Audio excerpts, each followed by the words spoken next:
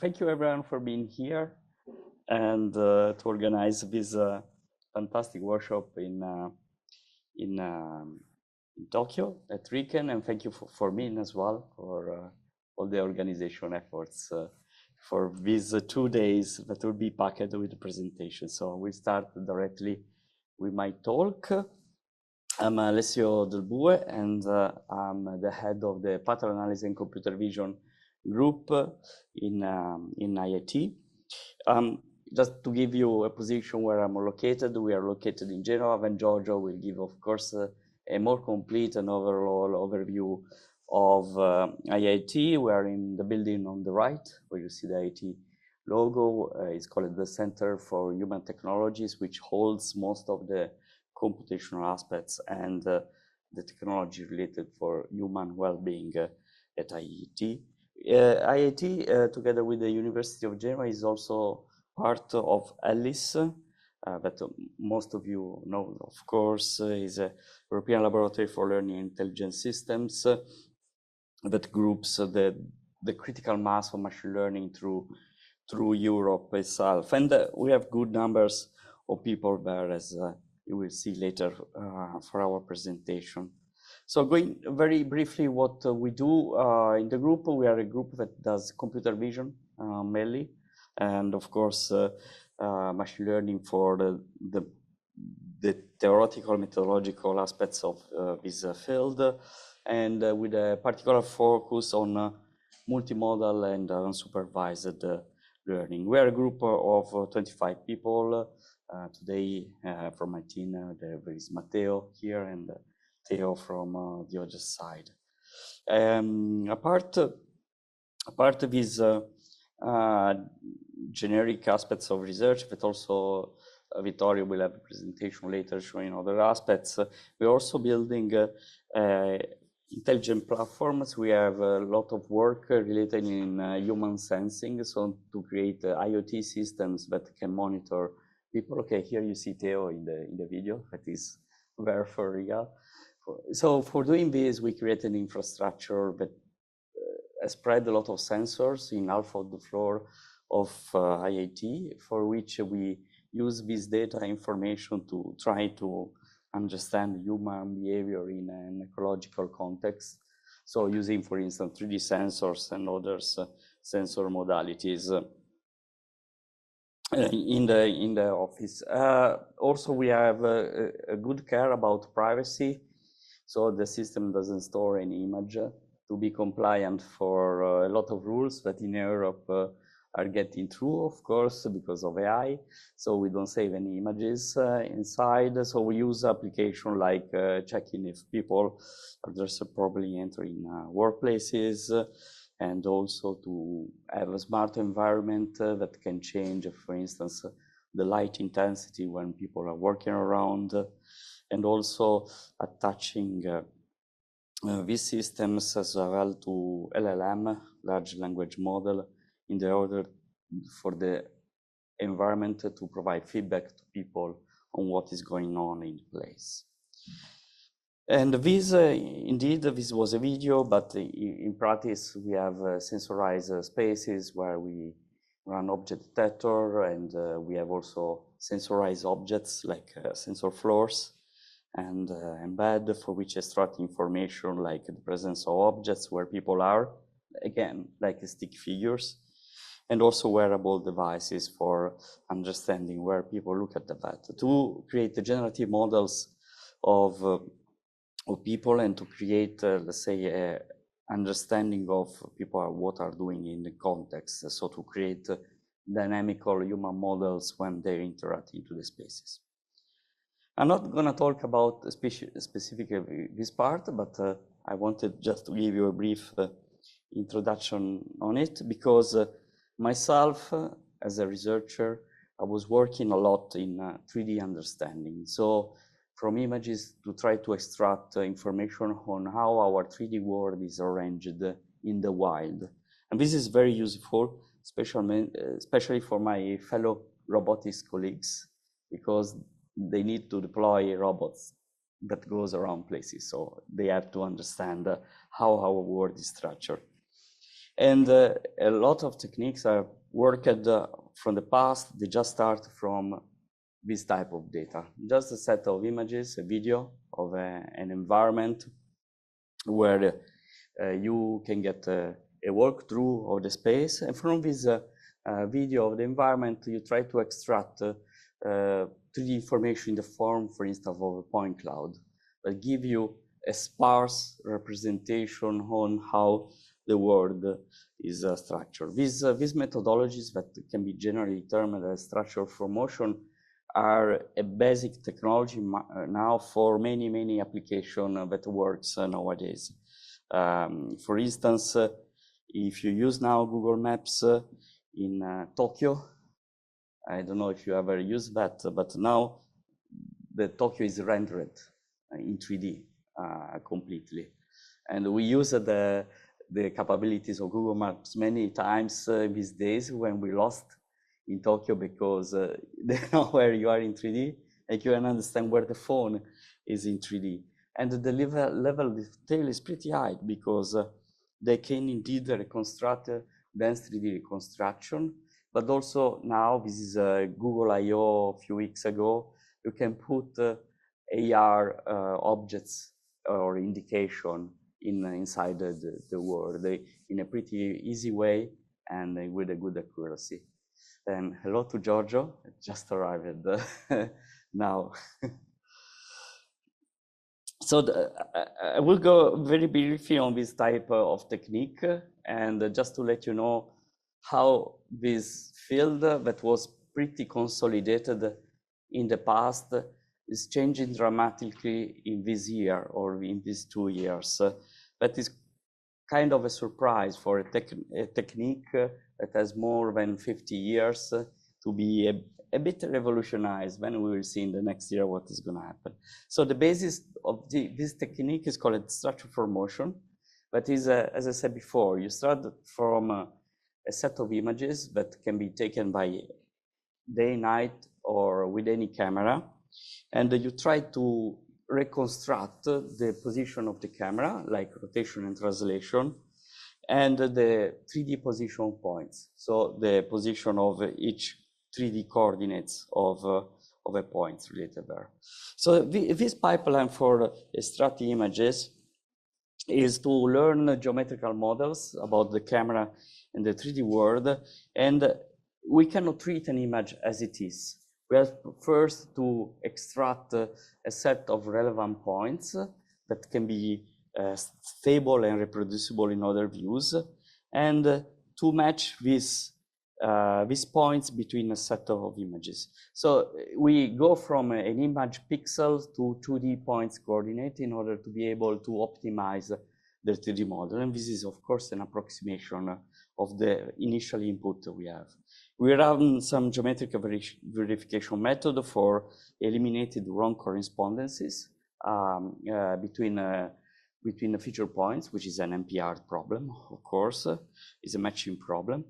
And then we verify which are the stable points between the images. We do that for all the images. There can be also even millions of images and even billions of points. So the large scale problem is pretty large as it is.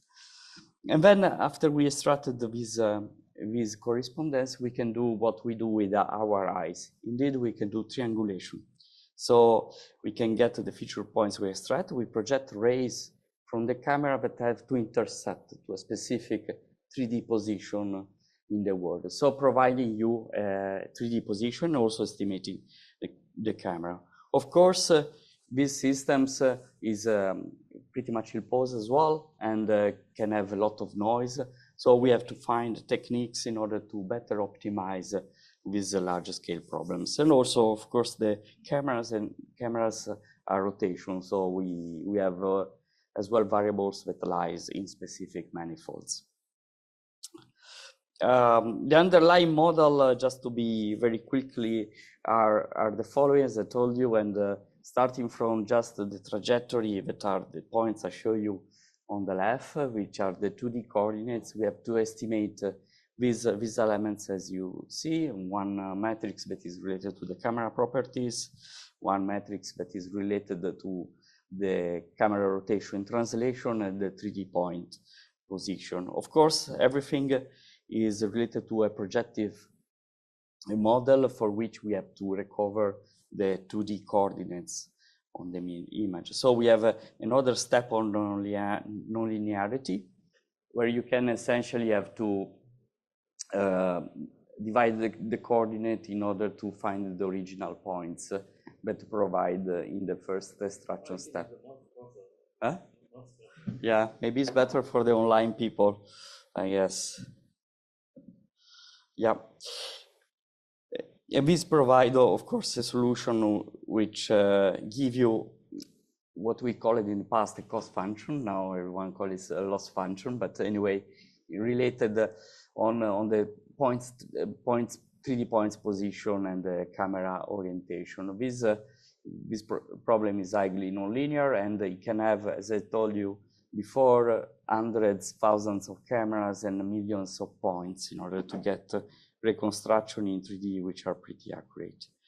And this is the basic where we started from some years ago to try to improve, because this point cloud you obtain is a pretty raw information. So the 3D information is related just by a 3D point coordinate. But for many applications we do nowadays, we need much more than a 3D point cloud. We need a sort of semantic information. So what the point cloud represent in this system. So for, as I would say now, many years, we try to somehow to augment this 3D point cloud with information about what each 3D points is related to. So in order to provide, for instance, that a set of points are related to walls, to a frame, to a plant and door, and somehow tells which are the relation between these objects all together. So adding this type of information, of course, it was possible in the past because from a set of point-like representation, we went through other type of representation. For instance, in images like this one, now it's very simple to extract bounding boxes that are related to specific objects that move in the scenes or they are static.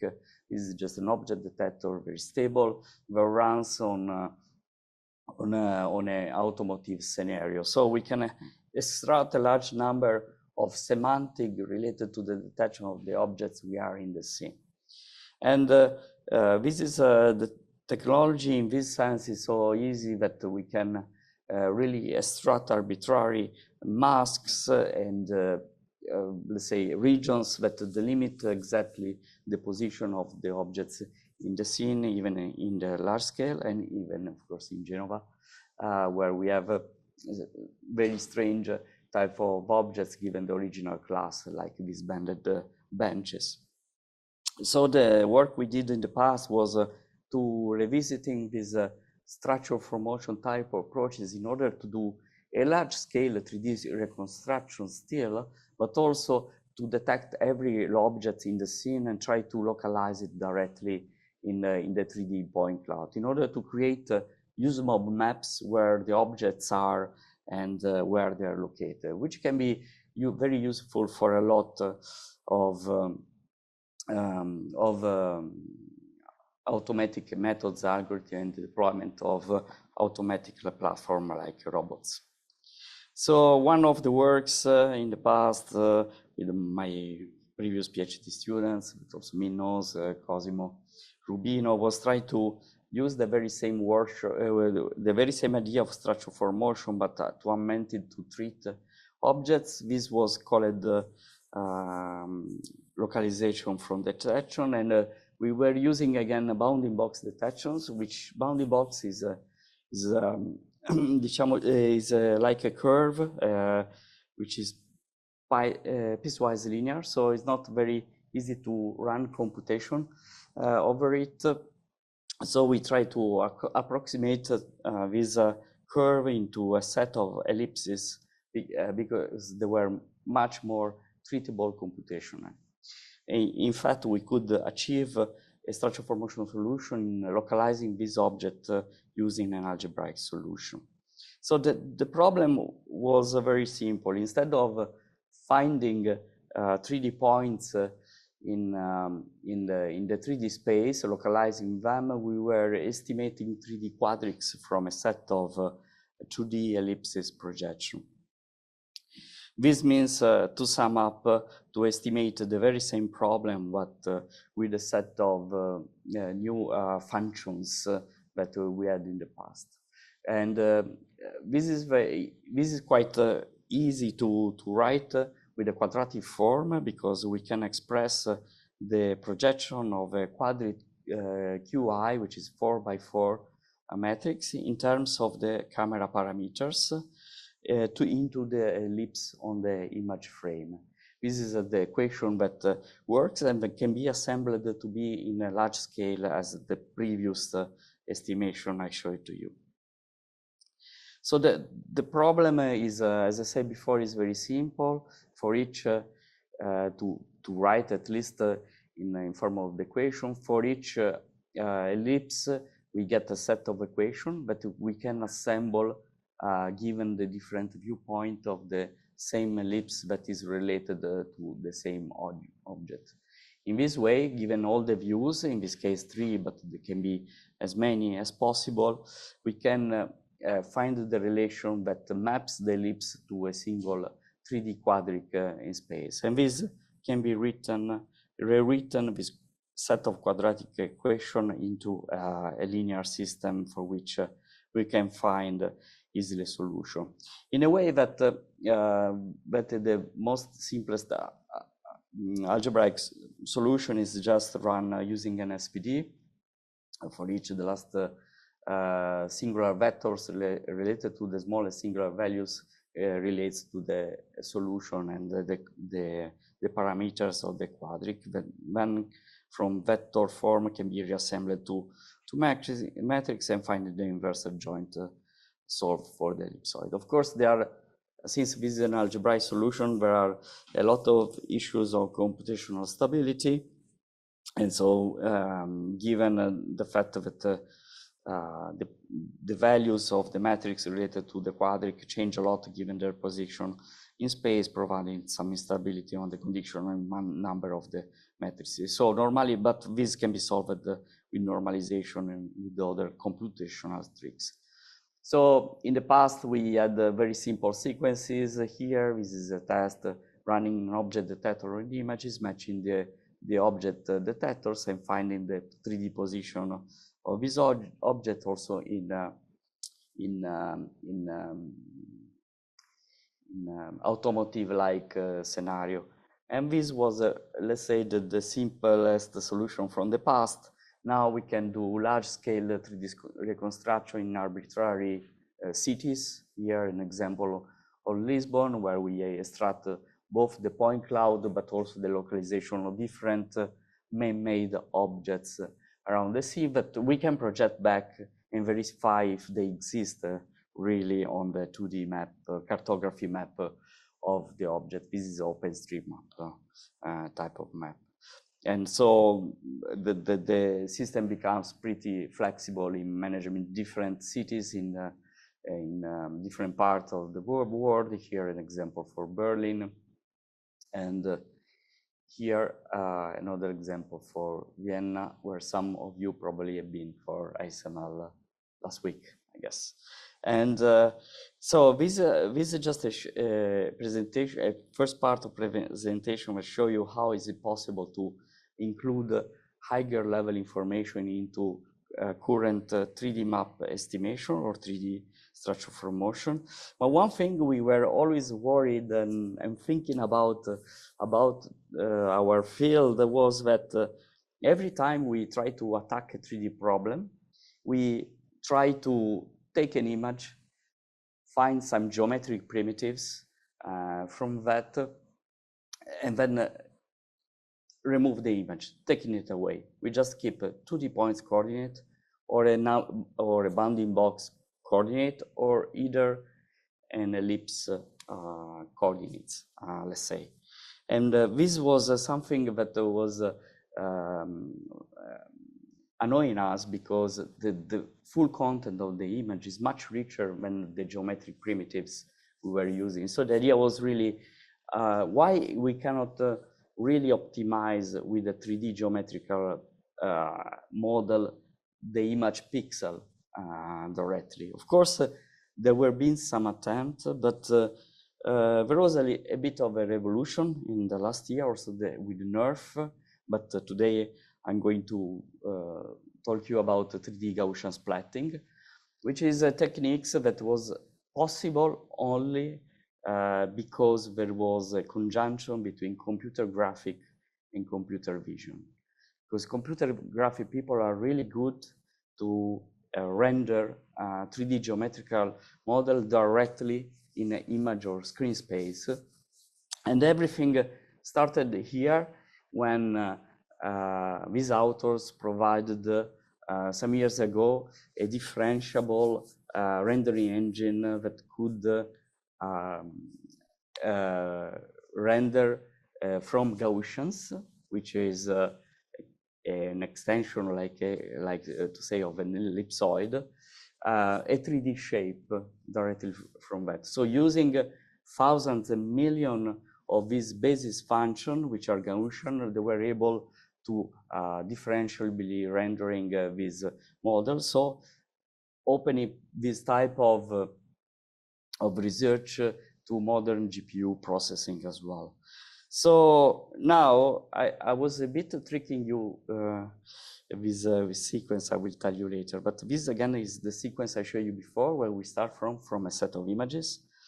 And what I told you before, in the beginning we were extracting a 3D point cloud representing this image.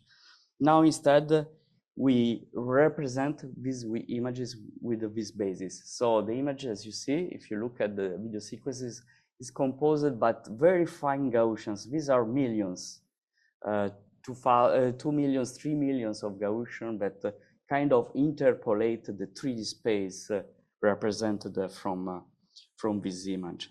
The funny thing is that the equations are very similar to the one I told you, but the fact that changes that the scale is much higher. Here we had 10 or 12 or 20 of quadrics. In this case, we have millions of them that we have to optimize. And so the key point was this other set of papers from computer graphy field that they were able to take this 3D model of Gaussian, like in this case, and were able to render an image by splatting. This is the name that it comes out, splatting this 3D Gaussian into the 2D image screen space. The colors, the Gaussian, they don't have only a shape, but have the color. So in this case, you splat the colors that render the image itself. So at each point pixel, we have a set of Gaussian that contribute to that color with a weighted average, just simply as that. And I told you that I was tricking you with this image sequence, because this image sequence is not real. It's generated by Gaussian splatting model. It's not my, I still told you is your input, but this is already generated. But you didn't realize, because the level of fidelity of this model is pretty impressive. This camera you see in this sequence are fake. They don't exist. They're being extracted in an unsupervised way from a set of other cameras.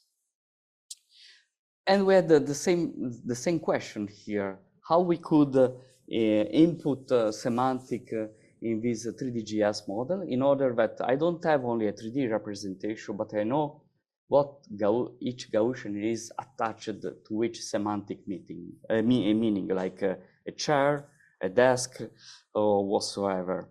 So this is a very recent work we did a few months ago, so I had the pleasure to present it today. So we start again from an input images, and we extract from each images a 2D cementation mask, like using a foundation model called cement anything, that probably you know it from Meta. These segmentation maps from one image to the other are not coherent because they use a single image information, so there may be mismatches and error. What we do, we fuse this information all together in order not to only to model the image in 3D, in 2D space, but to cluster together specific objects that have a certain coherence, like the objects that are man-made. In this way, we can not only render the view, but we can also select on the image and find out 3D multi-view segmentation maps that are pretty accurate and describe each single object in the scene. I will go very quickly, but of course this is a learning component because I teach Gaussian. We associate not only the shape of the Gaussian, a color, but also a feature vectors that is an embedding related to the segmentation we had from the images, and we optimize this feature space in order to be coherent, close together when the objects are close together in 3D, and to be coherent also in the feature space. So from the 3D Gaussian splatting model, this is a result. We can have a feature embedding. The color represents a projection of the feature embedding, but you can see that objects have a similar and coherent color in the scene. In this way, we can really do what I told you. We can select an object, and this object will be completely segmented in 3D with a very high coherence. So we know that changing the viewpoint, imagine a robot moving around the scene, the mask of the object will never change with a long stability. You can do that with every object that is clickable in the scene itself, creating a very accurate decomposition of the 3D structure. So we'll conclude my 13 minutes just with a few takeaway message. So these tools for us is very powerful because it has a very accurate description of a 3D environment, and it allows not only to jointly optimize for the 3D structure, but also for the semantic from simple image and in an unsupervised way. With additional point that after you did the reconstruction, these models are real-time in rendering, so they can be really applied in the ground. And also this feature space can be used for different application, because now we have this feature space that is focused on specific object. So we can, in general, try to link other models like large language models that link the textual part to the semantic of these very objects, so make the objects promptable with the text. And this can allow some other applications like zero-shot detection and classification, and somehow semantic robot planning, because we can ask where objects are and how it's possible to reach them. So I conclude here with a snapshot of the people that also collaborated this work, and I thank you for the attention.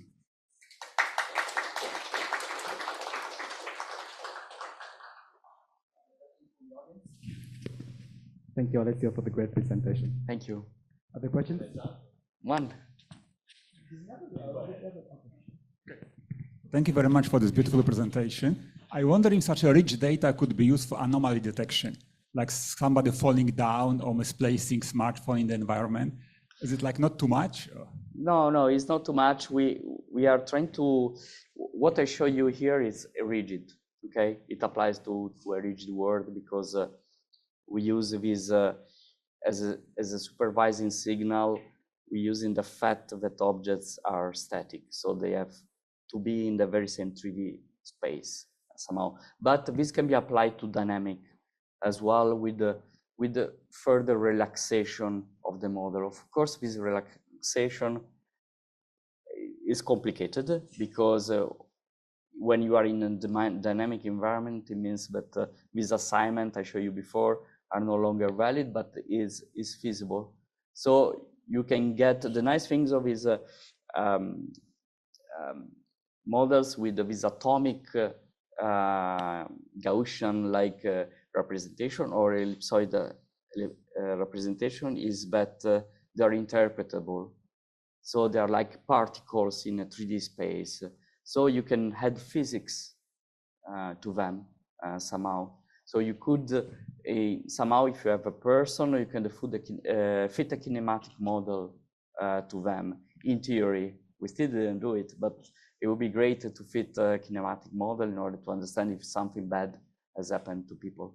If I can follow a small question, which could be like solved for collaboration maybe in the future, do you also consider wearable of the subjects or people in the room? Not at the moment. Okay. There are other people that are working wearables now, and is the next presentation, I would say. You. So it's Daniele Pucci, and this is something that we have used in our lab space in the past, and likely it's a good thing to add. But I don't want to spoil Daniele's presentation. Thanks for the nice talk. So in the middle, you show the map and you embedded object in the map. But in the big city nowadays, like in Tokyo, I think the real problem is not really the ground, but we have layers. We are in the building, on second floor, third floor, we have different things. Also in the underground, we have already another world. So yeah. Are there any research handling that kind of like a layered structure of the city? Yeah, they are, and also now you can see that many Google, for instance, has this layout because people let them enters in the building. And they are not that much useful in real life. Yeah, but now you can, if you want to do navigation, probably I think that is already possible to see arrows that goes through the building now. I think we tried in a train station, right, with Google Maps, and they came up the error. So I think it's a matter of time. The main issue, of course, is the GPS problem, yeah. But so the problem is the retrieval in this case. If you don't have GPS, you have an arbitrary area for which from the images of the phone you have to get where you are, so to link it to the 3D model. But they are doing that. Okay, of course it's not perfect. In Tokyo, the number of people, some places will completely break out the system because you cannot see much of the static places. But it's an evolving technology. Now it's more on the hands of the big player that have all the data that they can use to create this model. But of course, there's still a lot of challenges. If you use this system at night, the system warns you that the results are not reliable because they are related. Most of the images they have is during day, especially of outdoor areas. So we need transfer learning there. Yeah. No. There are open issues, of course. These are, I show you some fancy videos, but the problem is not solved 100%, even if they try to make believe us. So. Thank you. Are there further questions? Okay, I have one last question. Thank you very much for the great presentation. So in the last slide for the takeaway message, you said that we can link with the LLMs. So can you say a little bit about this? Like we convert the point cloud to some kind of point representation and fit it as a token to LLM? Yeah, I say LLM, but in this case, it would be multimodal LLM, already LLM that treat both textual and image embedding, because in this case, we can align the LLM on the multi-view image we take in order to say if we have one object, of course, we can take this object and its mask from different viewpoints, and we retrain or fine-tune the LLM to tell that these objects, even if it's seen by 1,000 synthetic views we generate, is the very same object. So somehow it's a way to link the LLM model, if it's possible, with the fine tuning given the images we have. That's the most simplest thing you can do somehow.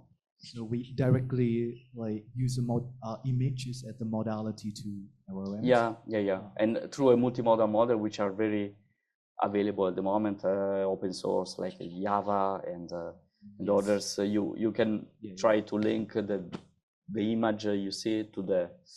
There are also 3D multimodal model that use 3D, but at the moment the most efficient ones are the image one. So the easiest thing is to try an image-based LLM. Yeah, I see. Yeah. Thank you very much. All right. So thank you very much again, Alessio, for the great talk.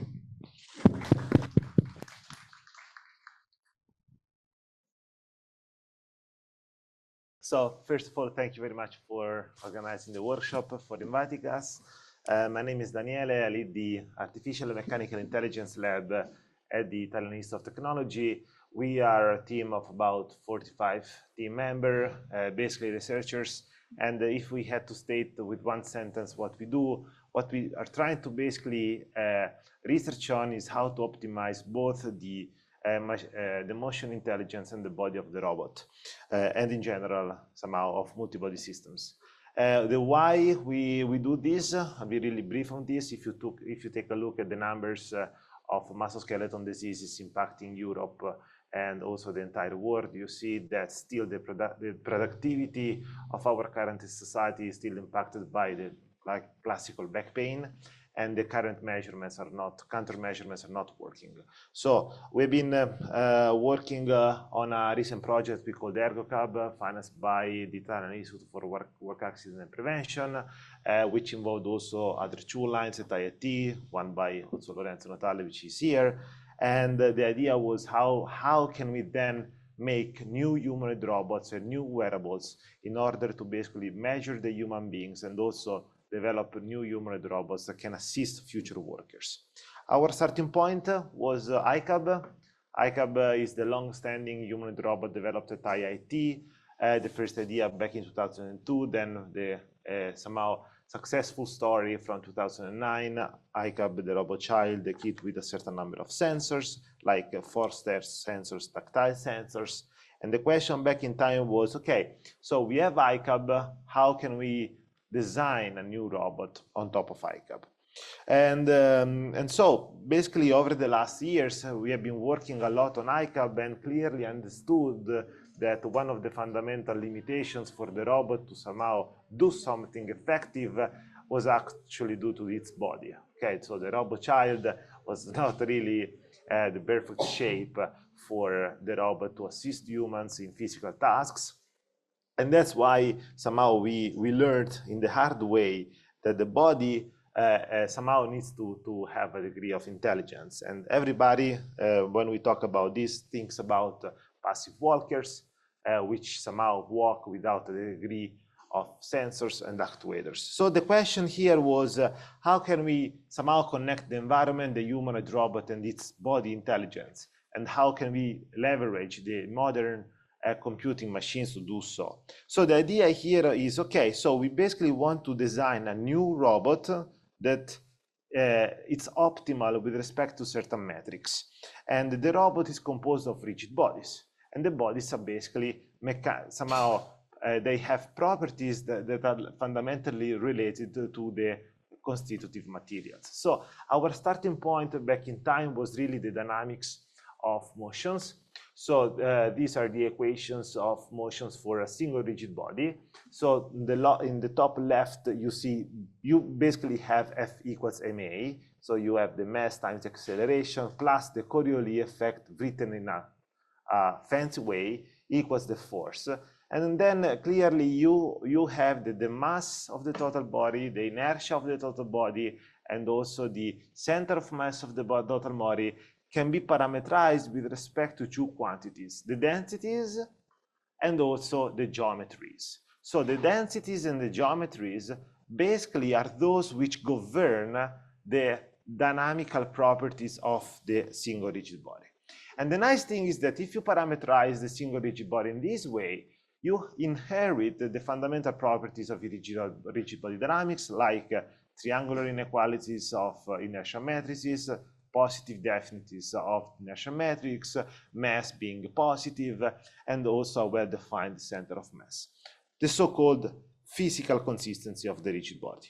Clearly, trying to, one body doesn't make a robot, you have to scale it up, and you have to basically add other rigid bodies one after the other. So I won't give you too many details, but basically a floating bay system is governed by the so-called Euler-Poincare equations, because the state of the system belongs to a Lie group, which is SE3 Cartesian Rn.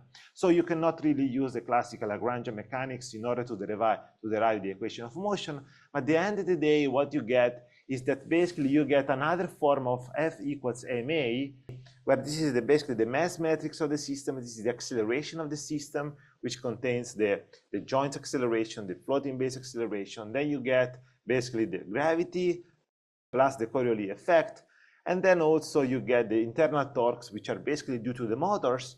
And then you get the external forces acting onto the system.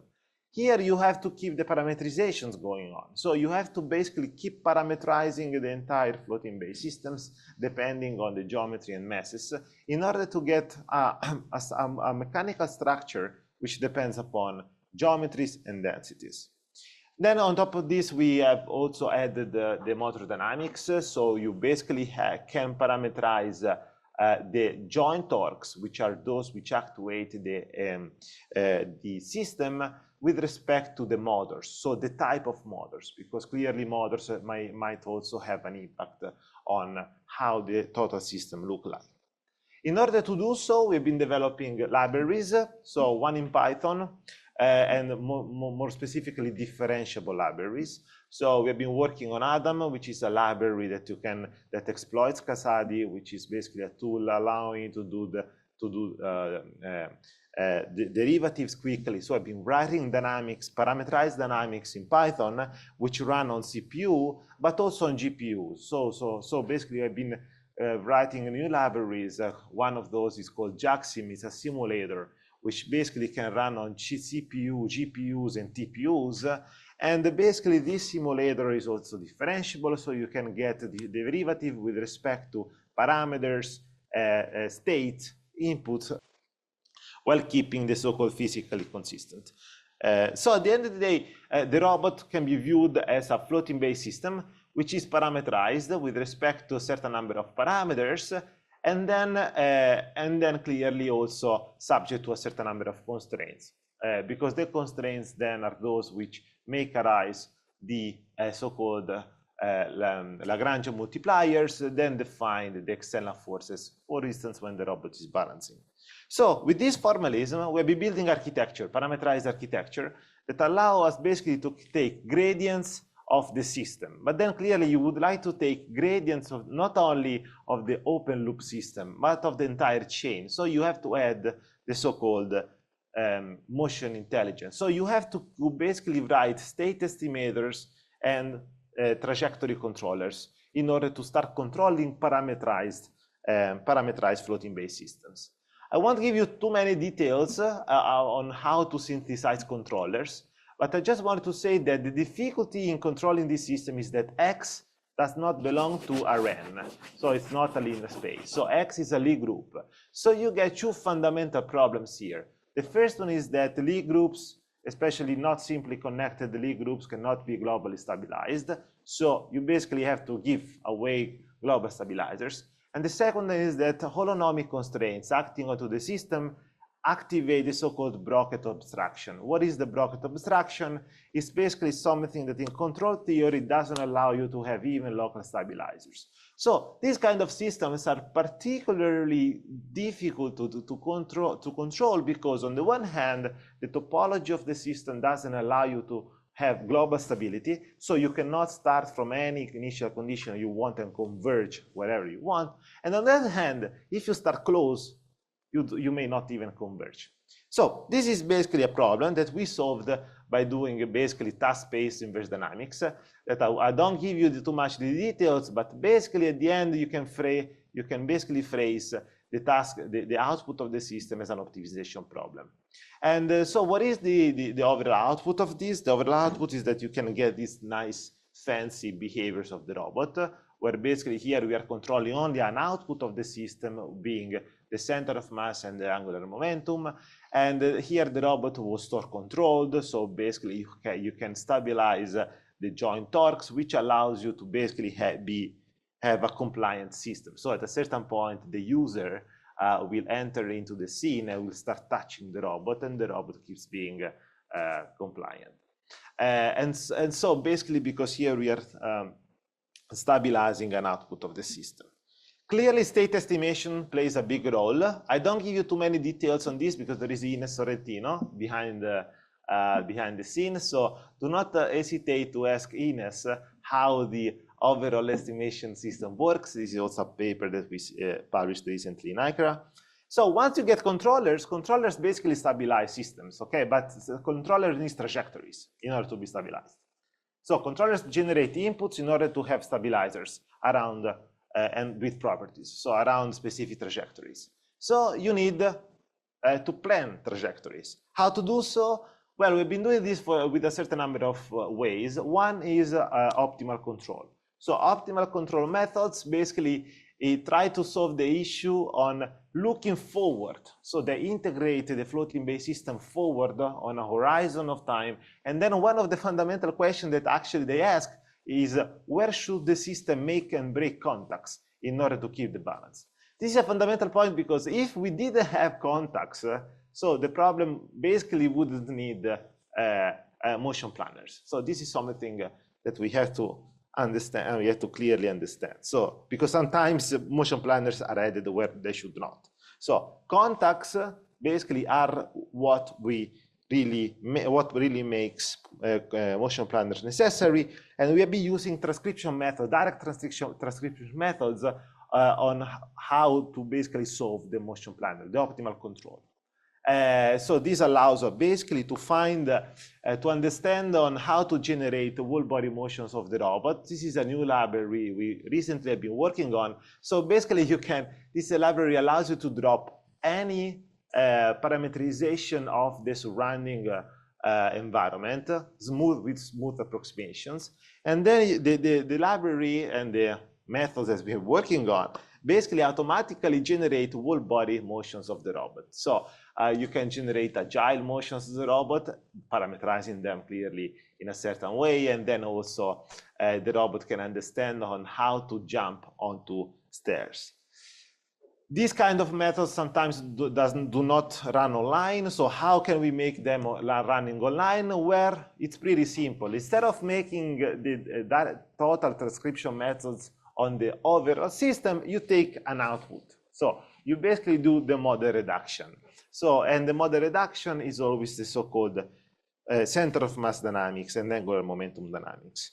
When you do so, you basically start having nonlinear model predictive controllers running online that can basically react online to external disturbances. So this was something that we were really proud of because it is one of the first algorithms that allows you to counteract for external forces using an online nonlinear MPC. Okay, so basically you see we start building the entire chain on how to control a system. Sometimes the trajectory planner is also, we also do it with machine learning. And I have to say that one of the big problems that we were trying to solve was that somehow Giorgio, when saw the robot, said, yeah, but the robot does not move the arms, no? So this clearly opened up a question, so how can we make then human-like behaviors? So, okay, so this opened us a question. So when you want to human-like behavior, you have to look at humans. So we started building models of humans at different levels, and we started parameterizing humans as floating-based systems. And the idea was, okay, in order to basically understand the human motion, and then with the vision of taking this motion and putting it onto the robot, we started developing wearable sensors. So we started developing force shoes, which can basically measure the external forces with the environment. And I have to say that we were pretty happy because the robustness of these shoes right now are really satisfactory. Then we have been also building insoles, sensorized insoles, in order to retrieve the pressure distributions. So here there is Gianluca. There is you see the pressure distribution onto the left, the online pressure distribution onto the left. It is a little bit lagging because it's basically the visualizer. It was not able to keep it somehow fast enough. And then Gianluca started running. This was a recent experiment that we did. We were not expecting that this is patent approved at the European level, by the way. And basically, we started having this online visualization, even subject to high solicitations. You see that the top left of the left shoe stops visualizing because the connector is disconnecting. So we understood that at a certain point, these connectors had to be reworked on. So then we have been also working on the upper body. We've been working on wearables for the suit, so for the upper body and the whole body. So I've been working on suits, and these suits allow us to basically have distributed IMU around the body. And once we got the wearables, we have been building architectures which allow us to do online estimation of the human kinematics, to do also motion prediction of the human via mixture of architecture, the so-called mixture of expert architecture, LSTM based. And this allows us basically to do two things. One is the online reconstruction of the human. So we can retrieve online the position, orientation, and also the joint torques of the human by using the inverse dynamics algorithms that you saw before. And here you see these green and red circles that indicate the joint torques.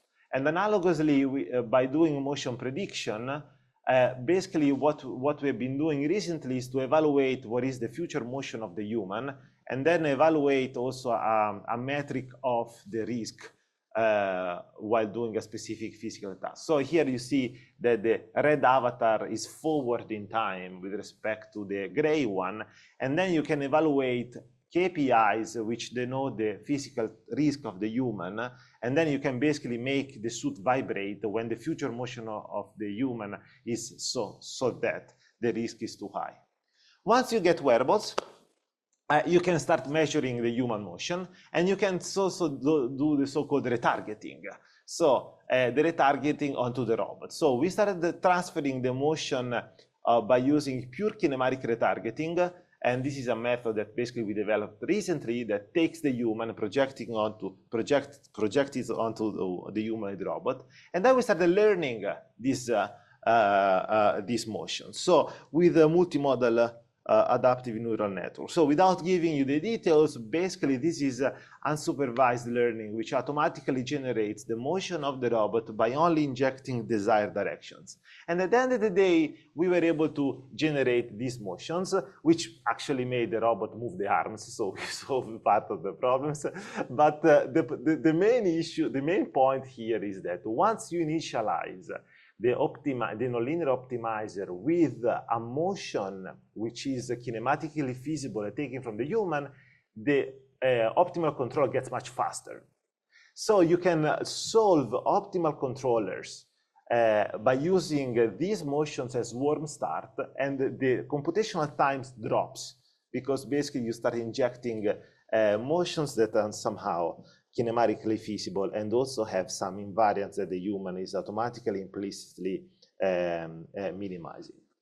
So we have been building this architecture, which is composed of several things, but the nice thing is that all the architecture is parameterized. So basically, this tau here, this pi here, is propagated up to the chain, and it then includes also not only the density, not only the geometry, but also the gains of the controllers, the horizons of the MPC, and this is something we have to still work on, the covariance of the state estimation. But at the end of the day, the idea is that it can basically parameterize everything. So once you get this parameterized motion intelligence for the robot, you can add another layer optimization on top.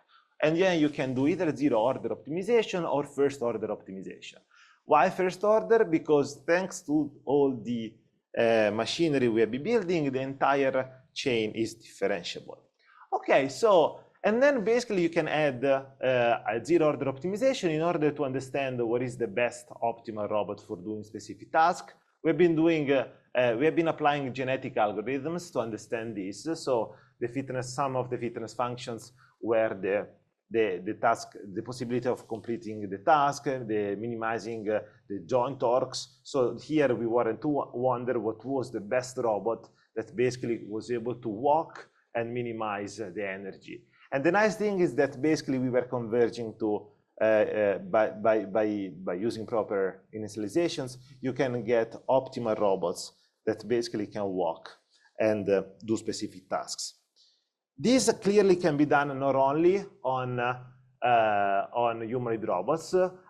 Recently, I've been working on adding the aerodynamics into the co-design loop. So this brings the level of complexity to another level, because you have to move from ODE to PDEs, and clearly you have to somehow decompose the complexity. And we've been adding aerodynamics modeling into this loop, and this just shows that basically you can find optimal not only humanoid robots but also drones. So the question would be, what is the optimal drones that goes from point A to point B and minimizes energy? So and I won't give you too many details. Fabio, which is basically here, has a poster on this if you're interested. Okay, so this entire machinery was basically used, I'll be really quick on this, on how to design a new robot, which we called ErgoCab. And the idea was, how can we use this machinery in order to design a new robot which basically minimizes the risk of humans while collaborating with the robot itself. So we have been adding the human into the loop, and we parameterize the human being in the same formalism, and we have been adding also muscle-skeleton forces into our representations. So to do so, we've been building libraries. So out there, if you're interested, we have libraries that also have human models. And then once you have the human models, you can couple it with the robot. And then the point here is that basically you have to give a representation of the human behavior control. And this is not easy, because basically you have to understand how humans generate joint torques, how humans generate, let's say, the electrical signal of the peripheral nervous system. So we have been giving representation and the composition of complexities of the basically central nervous system and the peripheral nervous system by basically copying architectures used in humanoid robots. Once you do so, you can basically understand what is the best robot for a human to lift a box. And you can do this by defining yet another optimization problem. So, and we define this by basically understanding what was the best robot that on the one hand could walk fast, on the other hand could minimize the ergonomy of the human. And the ergonomy is translated as basically the internal force between the vertebra L5, S1. So this basically generates families of robots, and basically allowed us to move from ICAP3 to ErgoCab. So ErgoCab is a new robot which is designed in this way, and it was basically developed in the context of the ErgoCab project. So the ErgoCab is 1.5 meters tall, 55 kilos. It has a certain number of sensors. Also, the face expression has been redesigned because the robot child could not be inserted in a work environment, so it could not look as a child. So we had to understand how to redesign the face expressions. The robot now basically can carry up to 7 kilos, and this is thanks also to the optimization that we saw. This is important. The hands have been completely redesigned, and so now we can basically do a certain number of manipulation tasks that were not possible before. The nice thing is that the same architecture that we discussed before can be also used in order to optimize a subset of parameters. So the same exact architecture that basically have been used for co-design can be used also to optimize a certain set of parameters. And this is something we've been working on recently. I'll be quick on, I still have 5 minutes. So one topic that we've been working on recently is basically avatar systems. So because the problem was, okay, the robot somehow, we would like the robot to be useful also for future workers to operate remotely. So we've been working on two avatar system that basically the problem was on how to take the human, transfer its motion onto the robot, and the robot should bring some feedback to the human. So this is working pretty nicely, I have to say. I often show this video, which is the ErgoCab at last ICRA. So the ErgoCab was interacting with Spot Mini of Boston Dynamics and was doing bimanual manipulation by taking one hat from Spot Mini and giving it to the quadruped of Unit 3. And all these three robots were teleoperated, but the quadrupeds were teleoperated in line of sight. So the operators were in front of the robots. Our operator was in Genoa. So the robot was in London and the operator was in Genoa. And we've been doing this also through intercontinental teleoperation. So we have a collaboration with Honda, actually in Japan, in Tokyo, which finances a big joint lab in our lab. And we'll be using Starlink in order to basically do these communications. And then the same avatar system interface can also be used to control several robots at the same time. So this is some of the experiments we've been doing recently, where with one locomotion interface you can control several robots. If you're interested, we published in Science Robotics these results. So if you're interested into this avatar system, basically you can take a look at the paper. Why are avatar systems important? Because they take a step, they allow us to take a step towards autonomy. And actually they allow, I mean, we started calling this the virtuous circle of autonomous human robotics. So wearables plus operation basically allows you to get structured data that you can use in order to train machine learning models that can allow you to basically take a step towards the robot autonomy. And this is a work that we are currently doing with Alessio. And by using structured data from the teleoperation system, basically, and by training machine learning models, I don't give you too many details here because we have a paper coming out. So basically, the robot becomes completely autonomous directly from vision plus autoregression on the sensors like joint positions and also currents. So basically, the nice thing is that you go to the robot, for instance, you get a box, the robot thinks about the box and then takes the box, or you shake hands and basically can allow you to do basically the person following. Okay, some conclusion. In order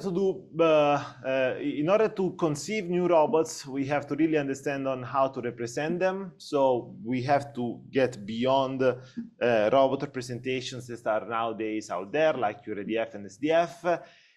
Differentiable architectures for multi-body systems are fundamental and enables also learning at different level. Can we incorporate social aspects into co-design, into the co-design? So can we, for instance, maximize acceptability of future robots? And then clearly, I mean, controlling robots is not easy. Controlling and making robots is even less easy. So we're making a complex problem more complex. But the emergence of new computational architectures can definitely help in solving this issue. I wanted to thank also collaborators, and in the case you have questions, I'll be happy to take them. Thank you. Well, thank you, Daniele, for the great presentation. Are there questions from the audience? Somek, please. Thank you for this beautiful presentation. So we humans mostly learn from mistakes. When we fall down, we really get very strong reinforcement and we walk better. So I wonder, in this example with those sensors in the shoes you use, do you also kind of consider using falling or kind of extreme anomaly situations to feed such data also for the robot, that the robot will avoid falling, tripping, and so on? Yeah, that's a really nice question. So what we now are trying to do is basically to use wearable sensors in order to do inverse optimal control and inverse reinforcement learning to understand which are the cost functions or reward functions that the human minimizes while walking. Then the idea is that we take these cost functions and we plug it into the NPC of the robot, so that the robot should somehow get the same abilities of the human while walking. Okay, so that's basically the strategy we are putting in place.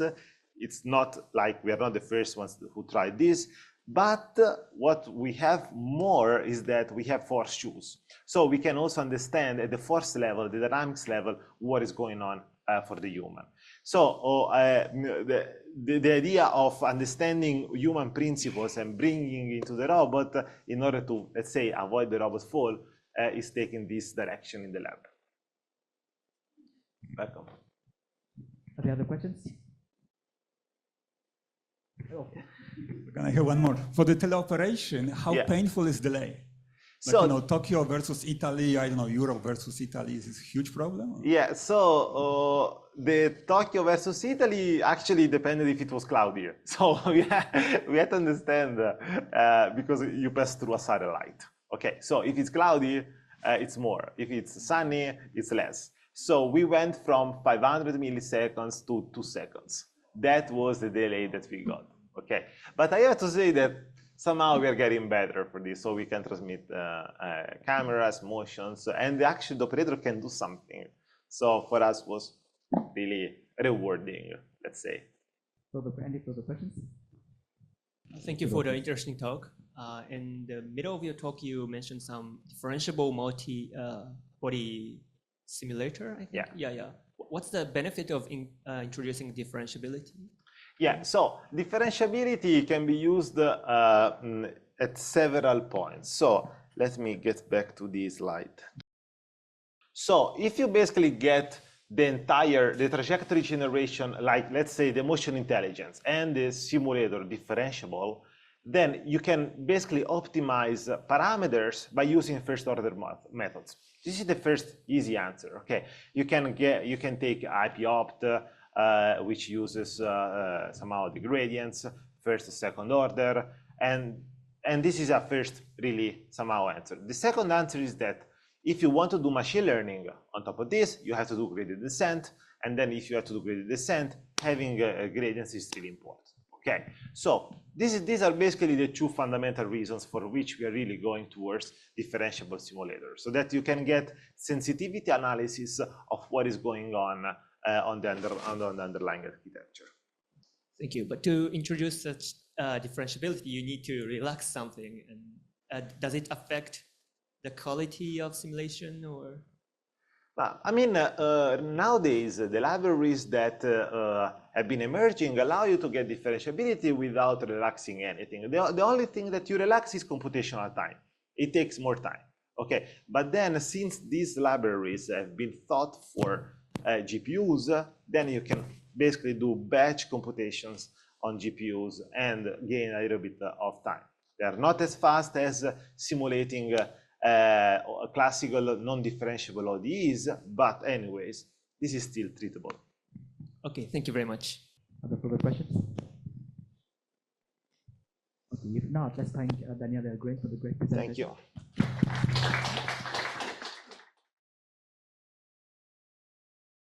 Thank you very much for the introduction.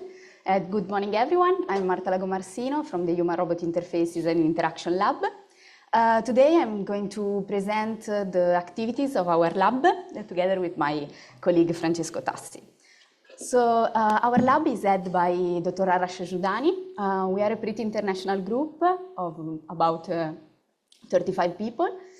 Arash is also the principal investigator of 2 other research labs, namely the Robotics for Manufacturing lab at Leonardo and the joint lab in Bergamo at Chilometro Rosso. Here is a list of the main European and national projects that are funding our research. To go brief, Arash won an ERC starting grant with the project Ergolin, and then more recently an ERC proof of concept called the Real Move. He is also the coordinator of the Horizon 2020 project Sophia, and we are involved in other projects such as the Horizon 2020 project concert, the Marie Curie PhD consortium, RIKEN, and collaborating also with the INAIL. Our main goal is to develop intelligent and human-in-command robots to collaborate with humans and assist them in their daily tasks. We have three main pillars. The first pillar is the online monitoring of the human, both on the physical and cognitive states. Then we also develop intelligent interfaces to create a timely and adaptive interaction with the robot, and also try to improve the efficiency and the ergonomics of the person during the interaction. And finally, we develop advanced control framework for both mobile and fixed-based collaborative robots to boost their level of autonomy. So let's start from the first pillar, namely the modeling of the human physical factors. The idea is to create reduced complexity approaches to modeling humans as humanoids. So the idea of the ERC is to model as analyze the interaction forces of the human while not interacting with the real world. So where basically the only forces are the gravitational elements and the ground reaction force. But when we start interacting with an external load, then there will be a force acting on a certain body part. And so also the center of pressure moves within the support polygon. And subtracting these two components, we have a nice representation of the overloading at the joints. So here we can see how the model is built. It requires initial calibration. So the human is asked to jump on a force plate and reach some predefined body postures. And then in this way, we can personalize the model and learn the parameters for the dynamic center of pressure. And afterwards, and then there's a visualization then of the overloading at each joint through the spheres that are green when the overload is low, while they become orange or red when the overload is higher than a threshold. So this information can be then provided as feedback to the user using some feedback devices, such as the vibrotactile device developed by my colleague Roban, that allows you also to guide the person toward a more ergonomic posture, thanks to different patterns of vibrations. More recently, we also developed a more eco-friendly version of it with a biodegradable case, and in collaboration also with another lab of IIT, we put on a t-shirt a solar panel that allows to charge the device, and using a conductive ink, it's possible also to make all the connections printed on the t-shirt. The information of the physical load computed online can be also exploited for enhancing human-robot interaction and collaboration. In this case, an optimization problem was formulated in such a way to reconfigure the robot in such a way to minimize the effort at the joints. This work won the KUKA Innovation Award in 2018. And we can see how, thanks to a camera, the body posture is monitored, and then the overloading at the joint is estimated online. So the robot reconfigures itself in such a way to improve the ergonomics during the collaboration. It's also tracking which tool the person is using, which hand is using, and we can see how the workstation is changing. So to compute and update this model of the human physical load, we need an accurate tracking of the person. We saw already some different techniques to track human body. We recently developed within the ERC proof of concept project a markerless solution for tracking human posture. Unlike different methods, we ask the person to not wear any sensor. And we use RGB cameras and machine learning techniques to compute the skeleton online in 3D. And in particular, here we can see how running a skeletal tracker on the images of 4 cameras on top of this slide, we can triangulate the information and obtain an accurate tracking of the person in 3D that is also robust to occlusions. More recently, we started also investigating some cognitive factors. Indeed, as the production complexity increases, also the cognitive demand may compromise the efficiency and then the productivity of the system. So currently in industrial sector, cognitive load is mainly measured through subjective questionnaires that, however, are simple but affected by many biases and inefficiencies. More accurate solutions exploit physiological measurements that, however, more complex and introduce issues such as wearability constraint and sensor drifts.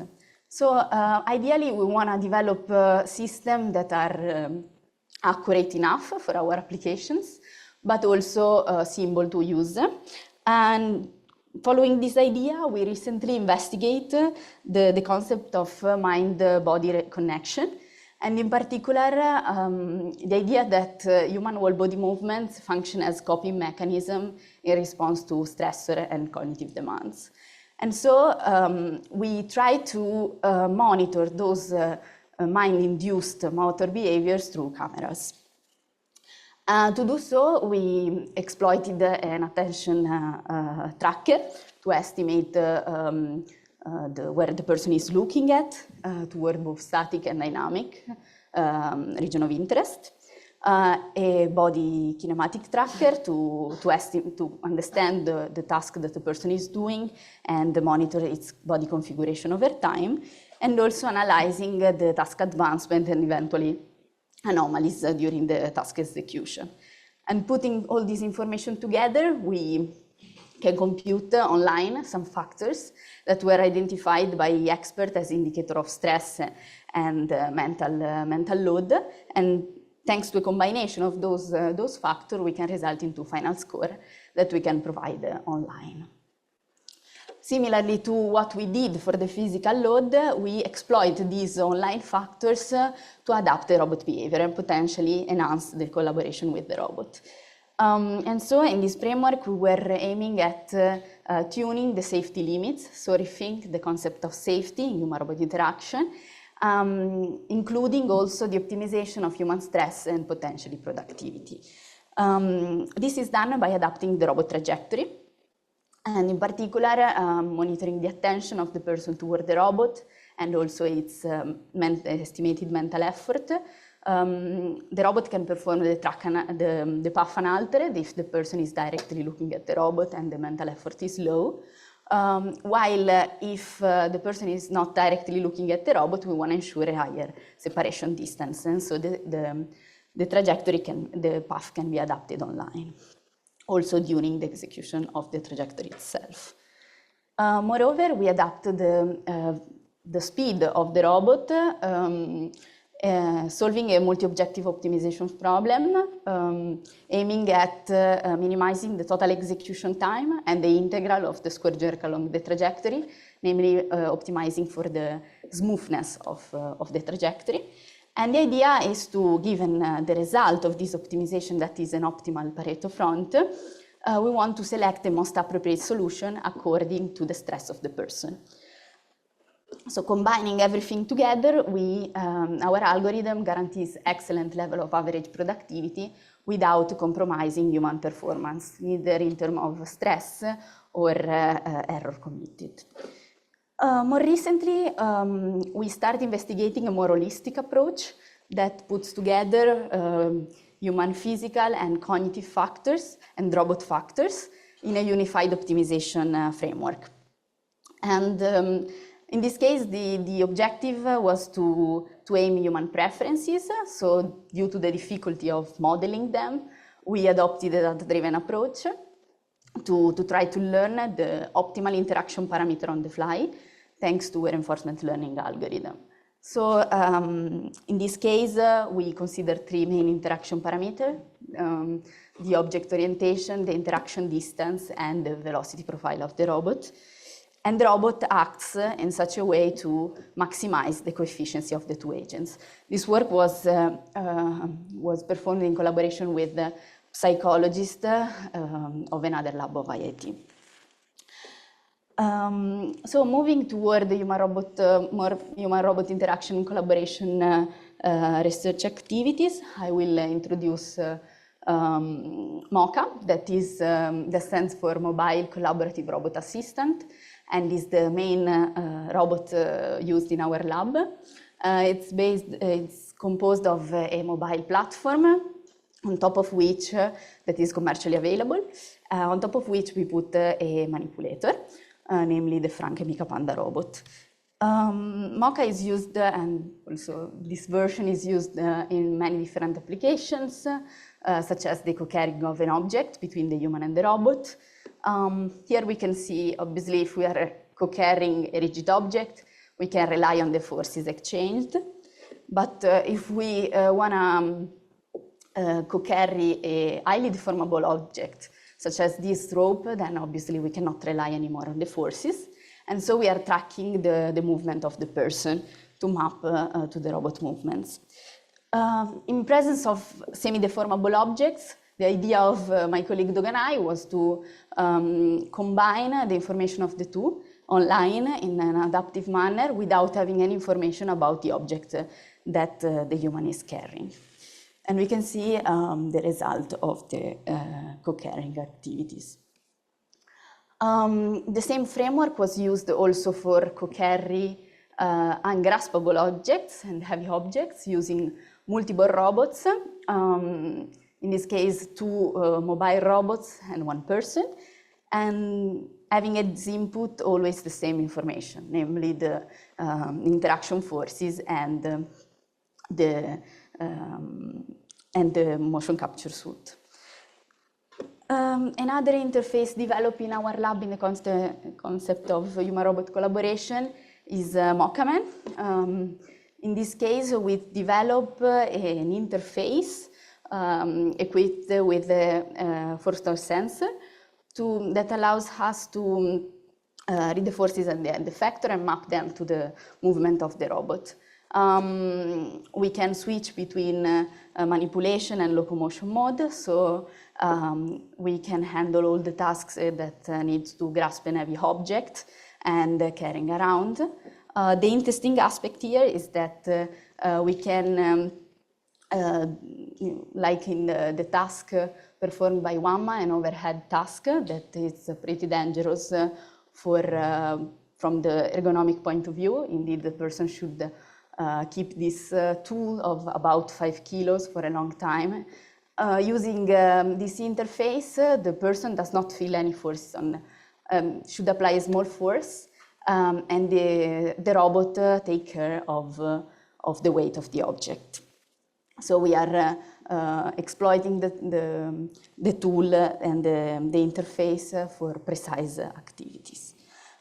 The same interface was used also to learn, to teach to the robot some activities, such as cleaning a table. So providing a human demonstration of the task, then the robot can reproduce it, keeping constant the contact with the table, also in presence of disturbances, as we can see in the right video. Finally, I want to show you this other interface that is thanks to augmented reality. We can provide a twin of the robot and allowing the person to monitor the robot activity also from a distance, from another room. As we can see here, my colleague Fabio is going out of the room and can keep monitoring the activity of the robot. This was just a demo to show the potential of those interfaces for industrial applications. And the augmented reality was used here instead to teach the person to perform the task and dynamically allocate the different steps of the activity to the human and to the robot in such a way to optimize the interaction and efficiency of the task. In this case, as we can see, the allocation permits the user to perform the task in a more effective manner. I will leave the floor to my colleague Francesco for the second part. Hi everyone. Yes, I will present to you this last part about that is more related to human to robot autonomy and teleoperation and employment of AI techniques with this respect.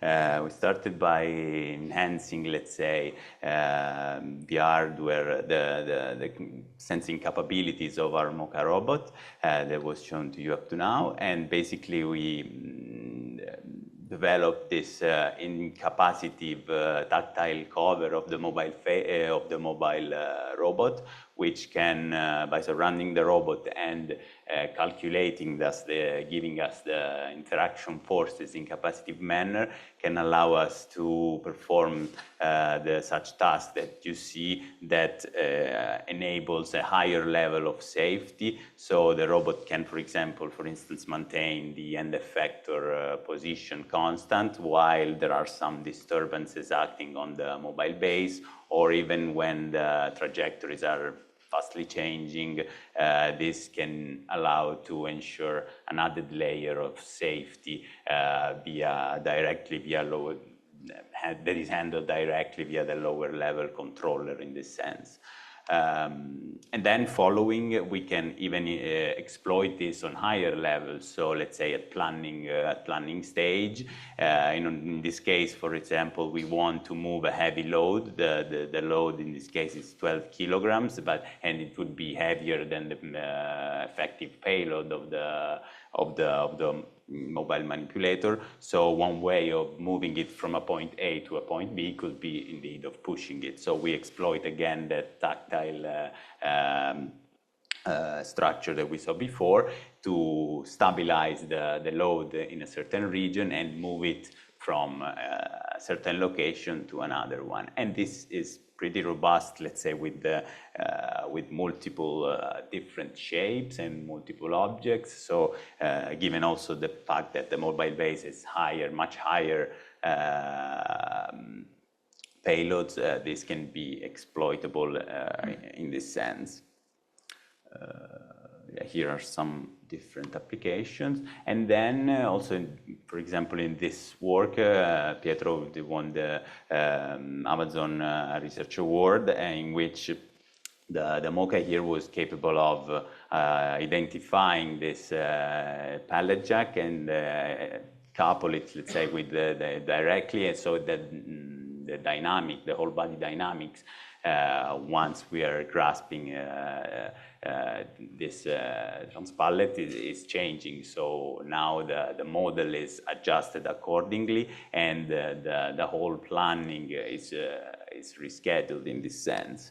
While instead in another work, here the robot was capable of identifying via camera different objects. So this could be useful, for example, for garbage collection and item sorting. So it's capable of identifying the location of the object, grasping it, identifying in which bin it goes, whether it's a tin or paper and so on. So as you see clearly, this has many potential applications in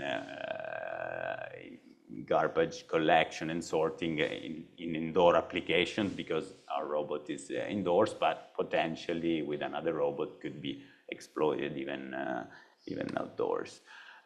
Here instead we have, this is an application that we had in one of our projects, Sophia, that is mostly industrially related, in which the human operators has to do the task that you see on the left, and they have to shake this heavy object to remove the excess material.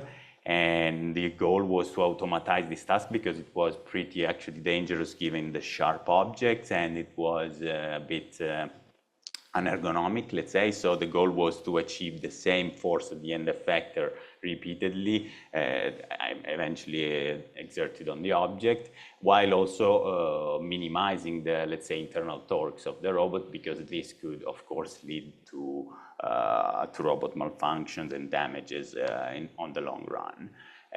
Again, the immediately afterwards task would be that the human picks and places the very same object from and puts it in a box. So Pietro here studied the way in which these operators actually were filling the box, and he noticed that they were not directly putting the item in the free spot, but rather they would place it in the free area and then slide it towards to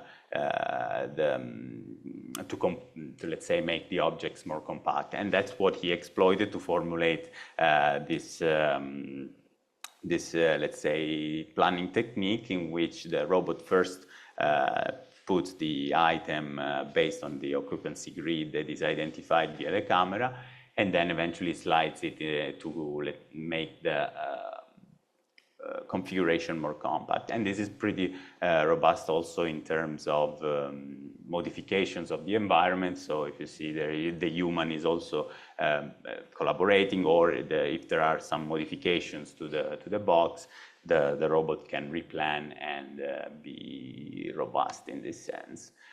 Another application in this sense in teleoperation was for more dynamic tasks, in which we teleoperate to robots with this, let's say, one-to-one mapping. So using the same robot as a leader and follower interface, and we were exploiting some hierarchical optimal techniques to make the motion more dynamic, and also to enable some secondary tasks that could be achieved with the end effector. In this case was for both precision and dynamic tasks. And finally, this was one of the last works, and here, for example, we also distributed, let's say, this control structure to hierarchical controllers that can optimally exploit the redundancy of each mobile manipulator to achieve more complex tasks and to smoothly change in between the priorities. So, for example, the highest priority would be the tracking of the end effector in certain predefined position, and also secondary layer, the position of the mobile bases can be set, or even some other internal postural behaviors of the robot. Finally, we recently extended to applications in the healthcare environment. For example, for this latest work that was published, presented just last week at ICRA, in which basically we exploit the robot to help, in this case, visually impaired people to navigate around. So the robot is aware of the plan of the map of the environment, but then it is able to identify the obstacle, and thanks to the LiDAR identifies the location of the feet of the human, and can replan the motion and provide the correct forces at the end effector to go around and navigate, as you see, the environment, even in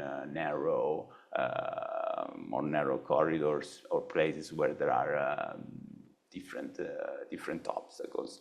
So let's say to conclude, let's say the final message would be that we exploited this, we started by exploiting these kinodynamic models to provide us an online estimate of the human states, and improve eventually what is human-robot interaction and the collaboration, and provide an intelligent, to provide eventually more complex and of course more intelligent interfaces to this goal for such tasks.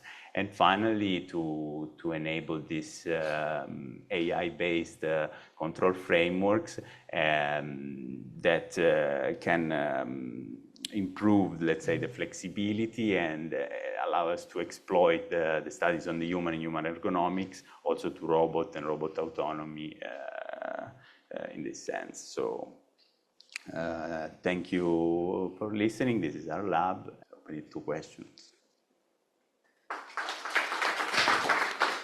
Thank you for this wonderful talk.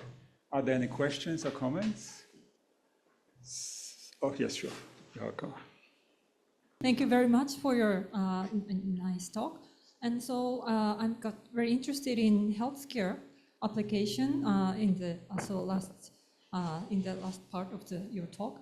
And so what kind of user is a target for the application that older adults with cognitive decline or older adults with physical difficulties, or maybe both, or so?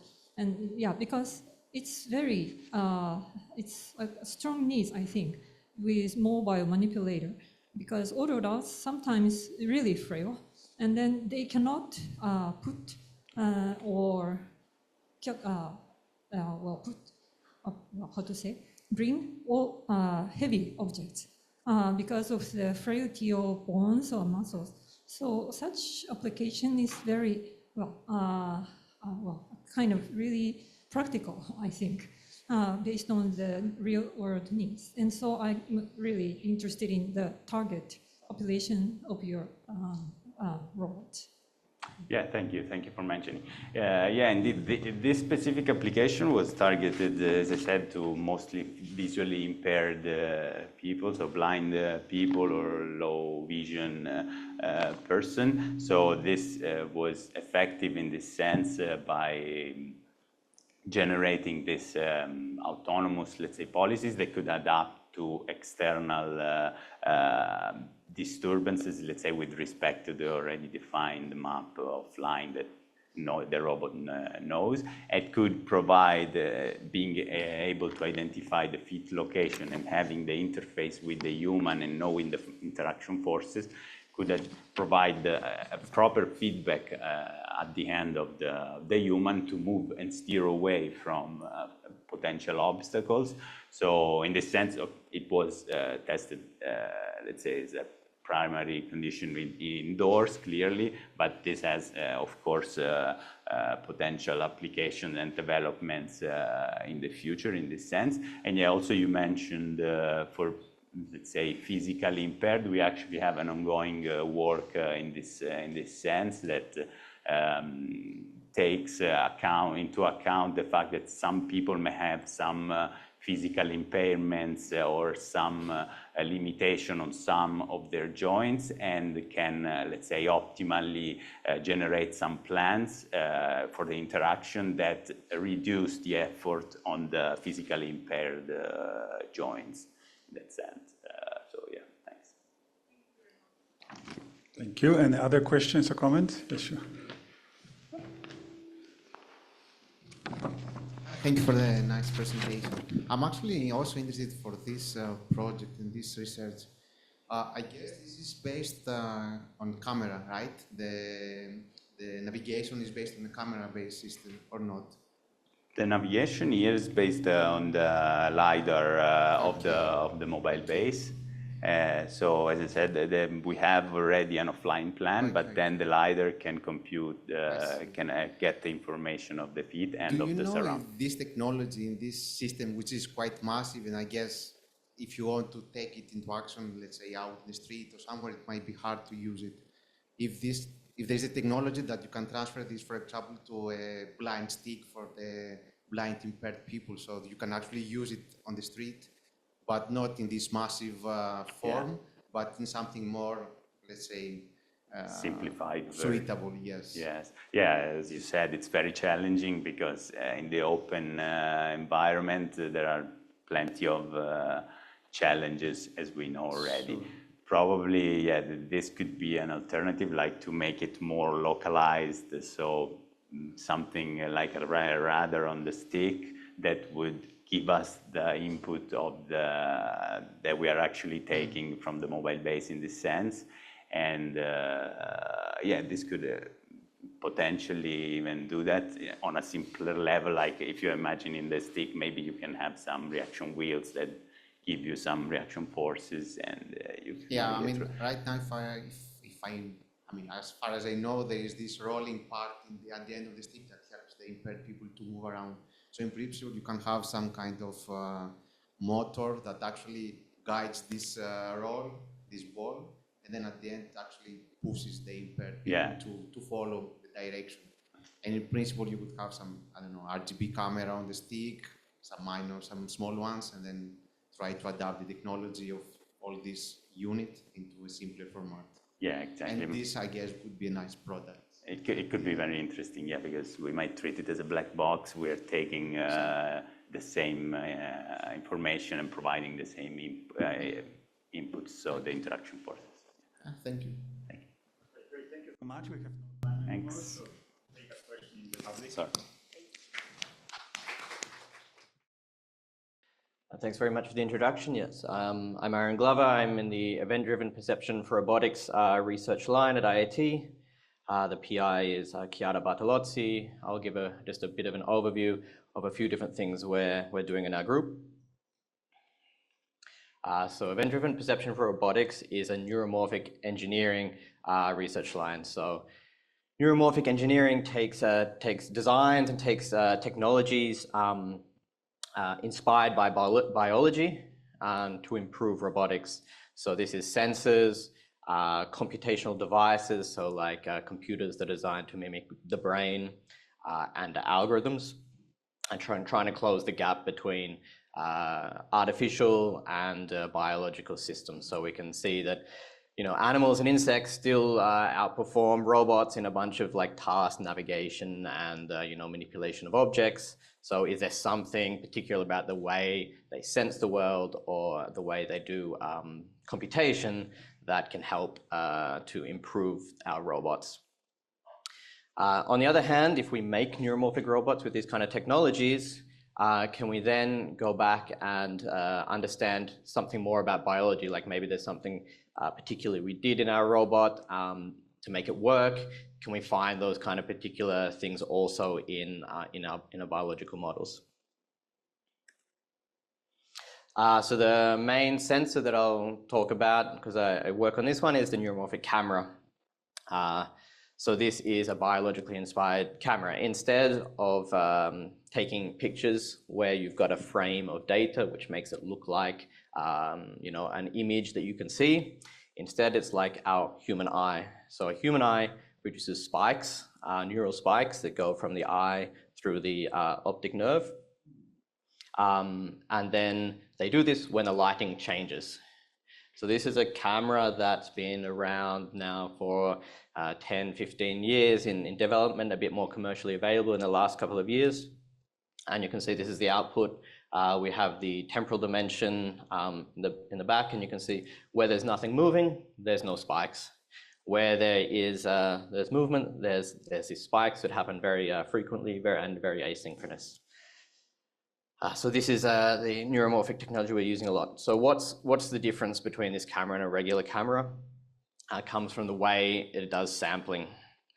So a traditional camera is on the left, which is clock-based sampling, where you're reading the pixel values at a fixed rate. So this means that there is, if there's slow dynamics, nothing changing in the scene. So the middle one, there's no, you get the same readout of the same pixel value multiple times. And this is just giving you more data to process without any real benefit. On the other hand, if something moves very quickly in the scene, you'll find you'll miss these detections. You miss the sampling of the signal at that point. You'll get, you know, a frame is going to jump. You're not sure where it is between two frames, or you get motion blur in the image, right? So the event-driven sampling on the right flips this around. So instead of measuring at a fixed rate, you sample when the signal changes by a certain amount. So you can see the horizontal lines are our sampling lines now that trigger when we should output some data. So if the dynamics are about equal to the frame rate, traditional frame rate, you're going to get output at about the same rate. But in the middle here, where the data stops changing, you can see that we're not outputting any new samples. This is good for not having to process new data, which is just the same as it was before. And also, it triggers more frequently when we've got a very fast dynamics of our signal. This also, doing the sampling in this way also produces, spikes, because we have an asynchronous output instead of something that's happening always at the same rate. So we get these spikes occurring. So we use it for robotics and artificial systems. There's also some, let's say, practical benefits for this kind of sensing, in that it can be low latency. Instead of taking a whole frame of data and having to send that to the computer to be processed, you can take small packets of the spikes, these events that are occurring, and send them back much more frequently. That means we can update our algorithm more frequently and get lower latency. You can also see we get a high temporal resolution, so we don't have to wait for the next frame to occur to get a new signal sample. We can get the signal a lot of times along the pathway as it goes. So we get this high dynamic range, high temporal resolution, which could be great for tracking tasks, something like this. We get high dynamic range. Each pixel is independent, so there's not a global gain we're using to expose the camera. Each pixel is independent, so we can see when there's the sun and some dark patch in the image, we'll get details from both of these at the same time. And in general, we get less data and more information about scene change. There's an asterisk on that one, as it's not always true, but we can say this. We do kind of vision algorithms which are inspired by biology. So the first one's a bottom-up attention-based mechanism that's inspired by biology itself. So we're taking neuroscience models and re-implementing them and having a look at what we get as an answer. So in this case, we get more attention to the part of the scene where there's more chances that there's an object there. Also doing control with the robot, so doing stereo vergence. So we have a tight control loop between the spikes coming from the stereo cameras in the eye cub and moving the eye muscles so that we focus on a particular object that's in front of us.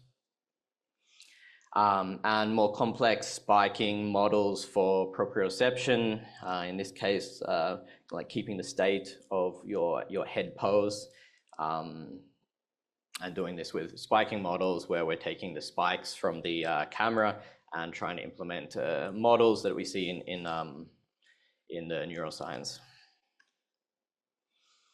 When we apply this to robotics, because we've got a different data format, we've got a different way we're sensing the data, we also have some extra challenges that we have to solve to get an output. Everything's not just for free. So in this case, typically with a regular camera, you might find that you have a frame. So all the pixels are measured at the same point in time. So this means that there's you normally ignore, let's say, the temporal association, but you just look at spatial association, looking for patterns in a frame to try to work out what's in front of the scene. Pretty much all the time with an event-based camera, you have to consider spatial temporal association. So every pixel has a different timestamp, occurs at a different time. So we need to understand which of these should be connected together and which ones are separate events occurring. So we have to do this spatial temporal association. So for example, what I mean is you can see this person waving. So the amount of events and data that's happening around the hand is quite a lot, and we want to really look at only the most recent events that are occurring in the latest 10 milliseconds to understand where the current position of the arm is. While the foot has not moved for a while, so we might have to look at 2 seconds of data to try to find out where the foot might be. So there's different temporal positions, different temporal parameters we might need to look at in different parts of the scene. Another challenge that we need to have a look at how we're going to solve for these cameras is in the fact for real-time robotics. Basically, in general, we get less data than a frame-based camera, but when you're moving very fast, moving the camera a lot, at the back you see it's moved a lot, it stopped moving in the middle, and then it's moving a lot again. So you can see there's variable data rate. Basically, this means for robots that you want a fixed output rate so that your control can run nicely, can be difficult because if your algorithm hasn't considered this, you'll slow down when there's too much data coming through. Where typically a frame-based camera, you've got a set rate of data coming through, you know how much data you're going to have to process. So without going into details of how we've kind of solved these problems, I'm not sure if the video is coming through very well. Can you see? It is? Okay. It's moving, but it's a bit hard to see. Okay. So we've come up with some fundamental solutions to these kind of problems we can apply to algorithms. So this is like a lightweight processing technique. So we can process a lot of events and update this kind of 2D array. What this is trying to do is give us at microsecond temporal resolution where we expect spatial gradients at the scene. So we can, instead we don't get RGB out, but we get where we expect there to be a contrast change. So this is me moving the camera very, very quickly. This is slowed down a lot. You can see that we get, we're basically independent from velocity. So as the camera is moving and the person's moving at a different speed, we can see that we're not getting motion blur. We're not getting differences in what the appearance of the edges look like. We're getting some good detail. So this is nice. We can slow this down really a lot and still get the detail out. So if you're doing high, robotics or any, artificial system where the camera is moving quickly, this could be a good vision-based system. Here is an example of what I'm using it for. So this is some work I presented at ICRA, which is 6-degree of freedom tracking of the object. So you can see in the video on the right, we're estimating the state of this object, the toy car, which is x of t at 6 degrees of freedom, and we're projecting it onto the representation we're creating from the events. In particular, there's the use of these 2 channels of processing. So at the top, we've got this asynchronous event-driven process pipeline, which is just producing this nice representation we're using. And then we've got another process-driven pipeline. So this is driven by the process being able to update as fast as it needs to be able to do the tracking. So these 2 asynchronous pipelines running simultaneously to be able to do this kind of tracking. One interesting characteristic of the data that we're exploiting for this is the fact that with the event camera, there's no frame jumps. So typically, with an RGB camera, if the object's moving fast, you might find it jumps multiple pixels between 2 frames, and you have to have an algorithm that's able to account for this. Instead, because with the event camera, we're going to see every pixel as the object moves, no matter what. We can exploit this. So we have the hypothesis of our new pose can be very close to the old pose. So xt plus 1 can be very close to xt, and this means that we can have a much smaller search space and run the algorithm faster.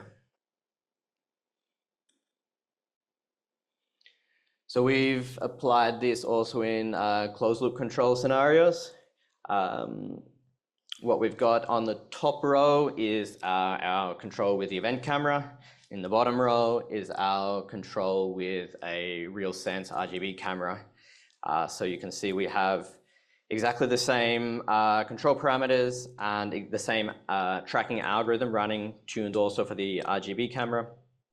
On the left, you can see that if the target moving on the screen, this little white star, if that's moving slowly, the robot, both of these cameras function well. They can do the tracking.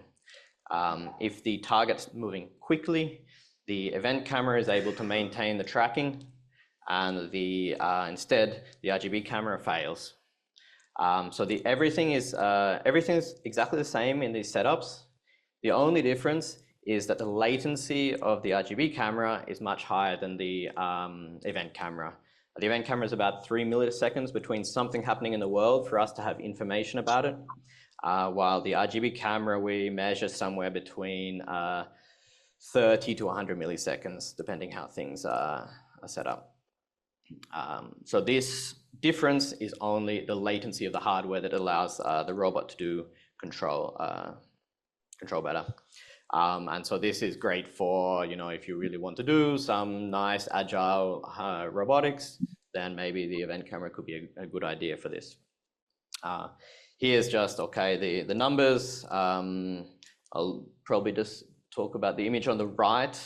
So the dotted line is the tracking error when you have open loops. We've turned off the robot, you just have an open loop scenario. So both of the algorithms are able to track. So it's not the visual tracking that's failing. It's only when you turn on the robot, you're in a closed loop scenario where the latency is the only thing that's different, that the RGB camera fails. Okay, so these are all like model-based tracking algorithms and control. We also do some learning, so training some models with event cameras, and we're using these same representations that help us to do this. Maybe the biggest problem with learning with event cameras is that we don't have the big data sets. So there's nothing event camera that's really big enough, annotated, so we can't train on the big data. What we've tried to do is leverage frame-based data, so the frames, but we need to align the domains between RGB and events. So what we've done is we've taken these RGB data sets, which are annotated, and we've calculated like Sobel or Canny filters across them and added some noise. And this makes them look and also represent, where there's spatial gradient, which is what I said for our representation here. We're looking for spatial gradients in the scene. So now we can train a big train on all this annotated data from RGB and do some fine tuning with our own representations to make things better. And this gives us a way to do some, at least for this one, is like some old traditional convolutional neural network type algorithms. This is MoveENet, which is MoveNet for human pose estimation, retrain for our event camera data. This is the red one is the detections we're getting. We can run at up to 100 hertz. This is no limitation from the sensor, but limitation from just the computer only being able to run that fast.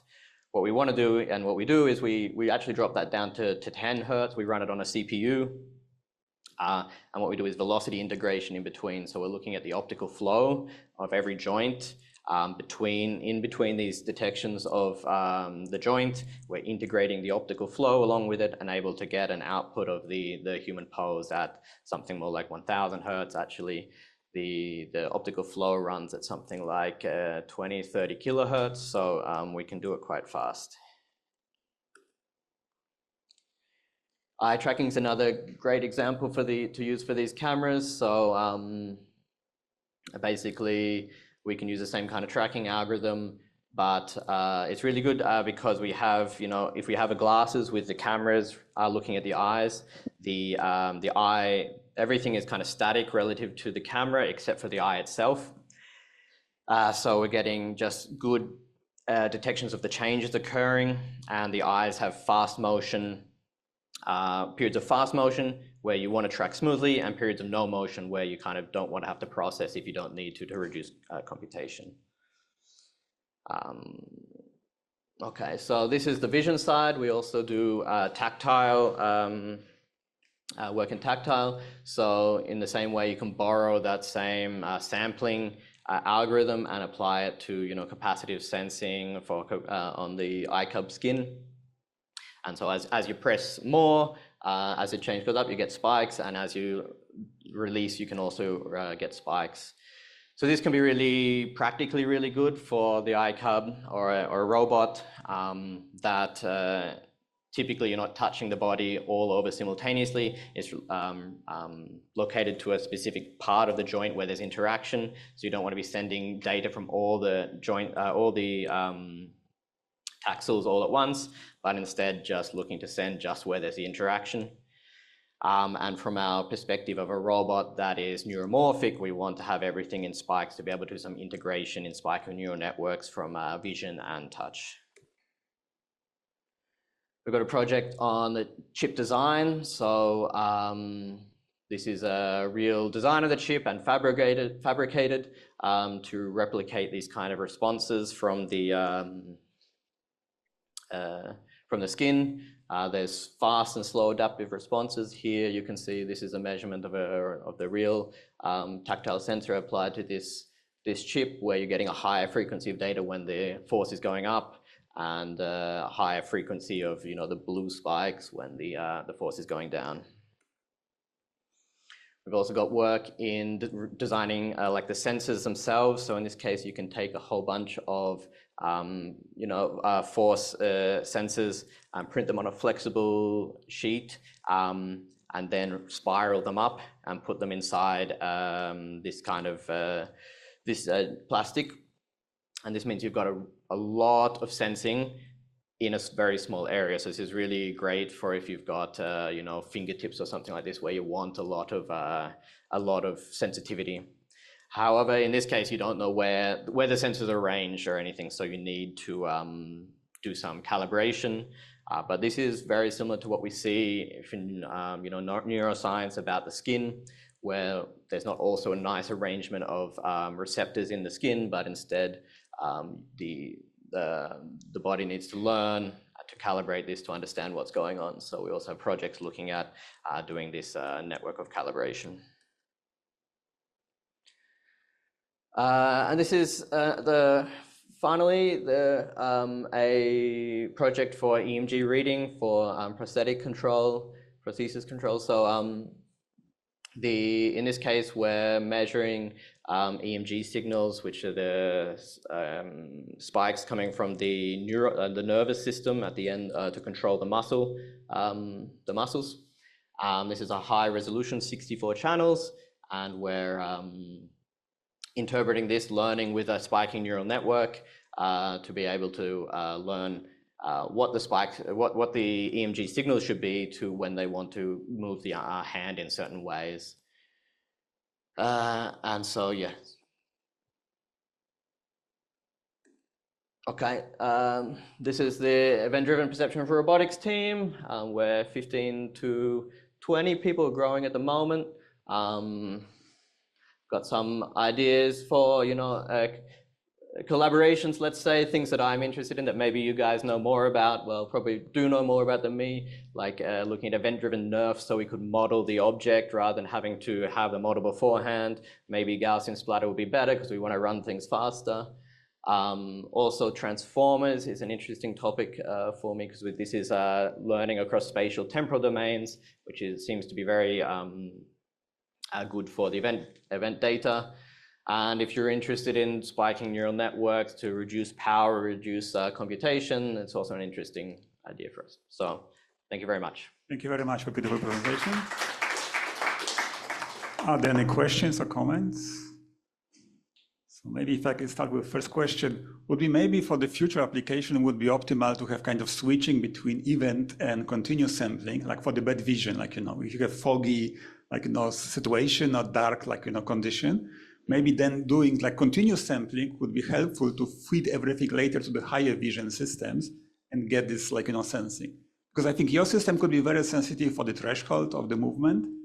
Mm-hmm. Like, because you decide based on the threshold. So if there is kind of foggy situation, your camera might fail. So then switching to the continuous or having second camera. And so at the pixel level, yes, instead of just outputting spikes, but also having something that kind of can look at the continuous signal. Mm-hmm. Yeah, there's some new cameras out there that are doing also, this is like we get a binary output when there's a change in light level. So there's also the idea of outputting the continuous value when you get a trigger of change. But I guess, yeah, then you would still miss the continuous signal if you're looking for things. So maybe how about adding like infrared camera or other modalities, which we human, we don't have it, but a robot could have it also. Yeah, I mean, if the application doesn't require the event camera, then, you know, if you need infrared, then you would want to put it together. I wouldn't just say to use this, but putting it together on an event-driven infrared camera could also be interesting. Thank you. Any other questions? Sure, Mihako. Thank you very much for very interesting models of the sensor networks and so on. And so I'm interested in modeling how biomimetic it need to be to model the robotic perception, and also can we apply to the estimation of human model of perception, so a kind of digital twin of human, and so can it be applied, the method which you develop is the second question. I didn't quite understand. Is it maybe related to this one? Can you? Yeah. So the model in general, so you develop the cognitive or neural network of robotic system. The input is sensor input, and then the output is motion of robot, and then inside you have a neural model. And so is that how? So by design, how much it should be biomimetic in your case, or other related works?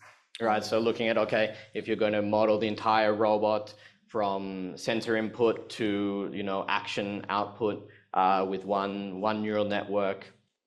I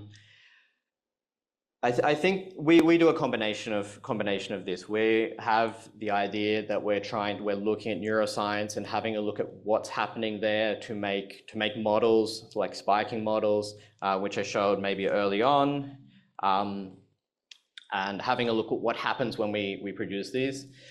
Also, these kind of applications are very, let's say, computer vision based, using the sensors, and just trying to take advantage of the characteristics we know can be useful for robots to improve what they're doing. So here, I think we've got a spectrum of from, you know, very biological to very like application based.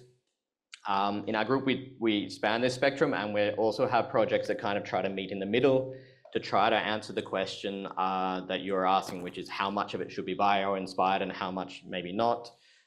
So this is, I don't have an answer for you, but it's something, yeah, we're looking into and very interested to understand. So it's a good question, thank you.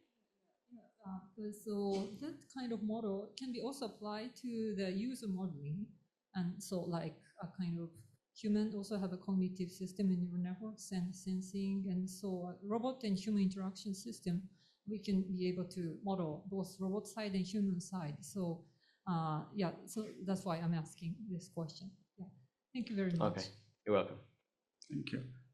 Any other questions or comments?